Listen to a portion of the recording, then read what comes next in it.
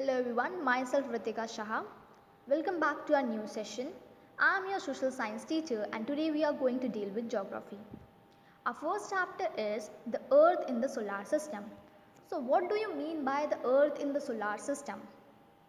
The earth where we live and the solar system which consists of lots of things like the sun, moon, planets and all the celestial bodies and many more things.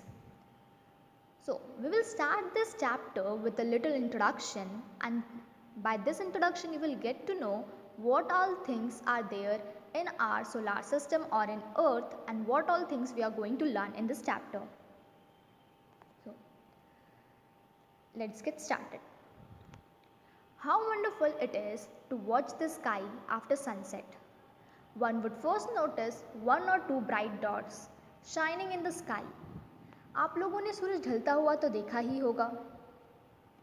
जब सूरज ढलता है तब आप लोगों ने आसमान में notice किया होगा, ध्यान दिया होगा कि आपको आसमान में 2-3 ब्राइट डॉट्स नज़र आएंगे, यानी कि चमकदार डॉट्स नज़र आएंगे, बिंदु नज़र आएंगे। Soon you would see the number increasing.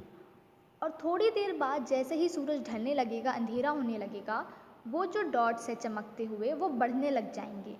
You can not count them any more. और वो इतने ज़्यादा बढ़ जाते हैं कि आप उन्हें गिन नहीं सकते।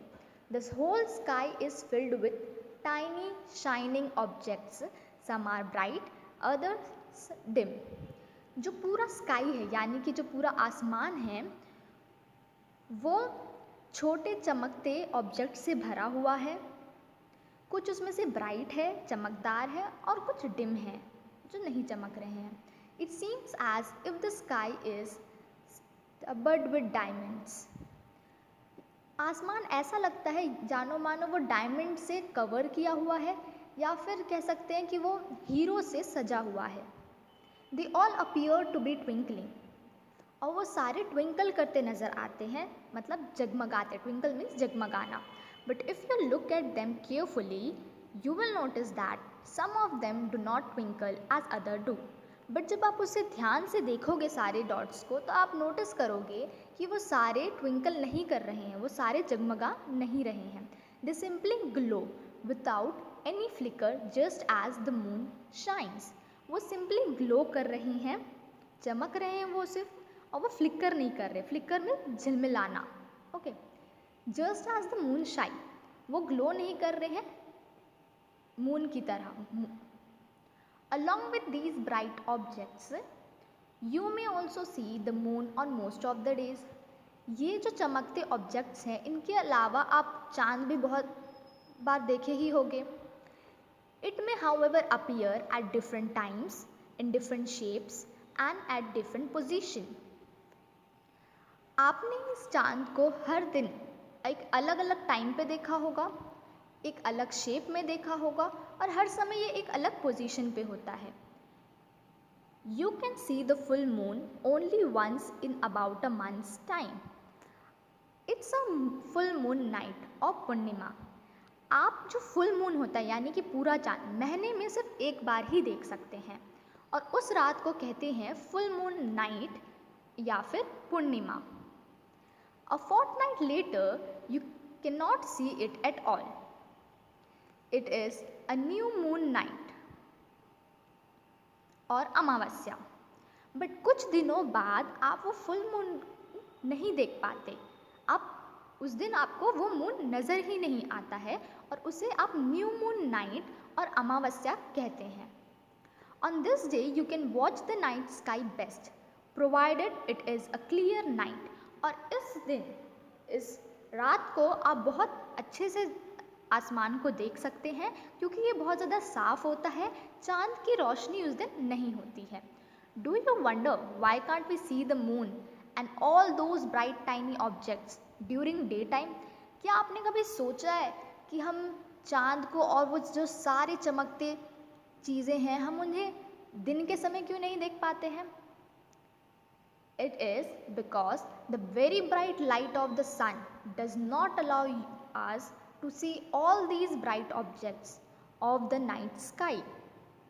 ये इसीलिए होता है क्योंकि जो सूरज की रोशनी इतनी तेज़ होती है कि वो हमें चांद या फिर ये जो चमकते चीज़ें, बाकी चमकते चीज़ें नज़र नहीं आती है क्योंकि सूरज की रोशनी उनसे ज़्यादा होती है और इस कारण ये नज़र नहीं आते।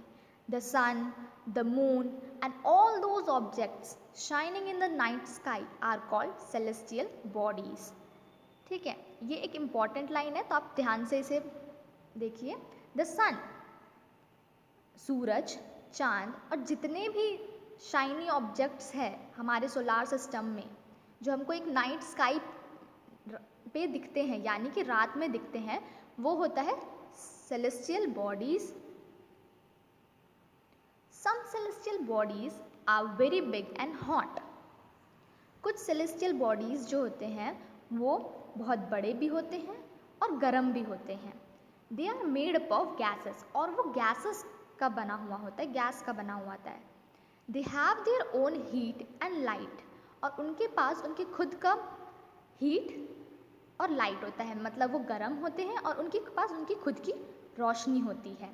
विच they emit in large amount, जो बहुत लार्ज अमाउंट में होता है, यानी कि जैसे कि सूरज है, सूरज की रोशनी बहुत ही ज़्यादा है जिस कारण से हम क्या नहीं देख पाते हैं, बाकी की ब्राइट टाइनी ऑब्जेक्ट्स और मून को दिन के समय नहीं देख पाते हैं क्योंकि वो large amount of light emit करता है।